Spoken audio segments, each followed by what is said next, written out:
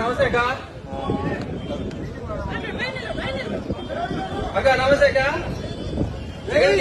అంటే 2011లో పార్టీ పెట్టినప్పటి నుంచి జగన్మోహన్ రెడ్డి గారు మా కోసం తిరుగుతానే ఉన్నాడు. మా ఈ సమస్యలు ఏముంటే మా కోసం వచ్చినాడు, విన్నాడు, మా సమస్యలు విన్నాడు, నేను ఉంటానని చెప్పినాడు. చెప్పిన మాట ప్రకారం జగన్మోహన్ రెడ్డి గారు మాకు అన్ని చెప్పిన ప్రతి ఒక్క హామీ నెరవేర్చినాడు. పేద ప్రజల కోసం ఆయన 3000 కిలోమీటర్ పాదయాత్ర చేసి వాళ్ళ కష్టాలు విని మీ అందరికీ నేను న్యాయం చేస్తానని చెప్పినాడు. చెప్పిన విధంగా న్యాయం చేసినాడు. ఇక్కడ వచ్చిన ప్రతి ఒక్కరికి వారి కుటుంబాల్లో ప్రతి ఒక్కరికి సంక్షేమం అందింది. దానికి కారణం ఎవరంటే జగన్మోహన్ రెడ్డి గారే.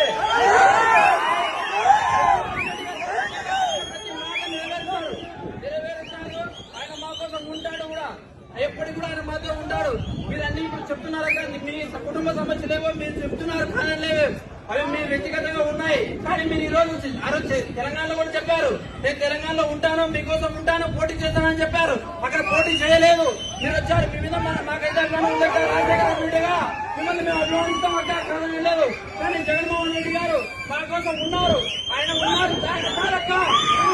మాతో రాష్ట్రానికి తప్పకుండా మీరందరూ మాతో కలిసి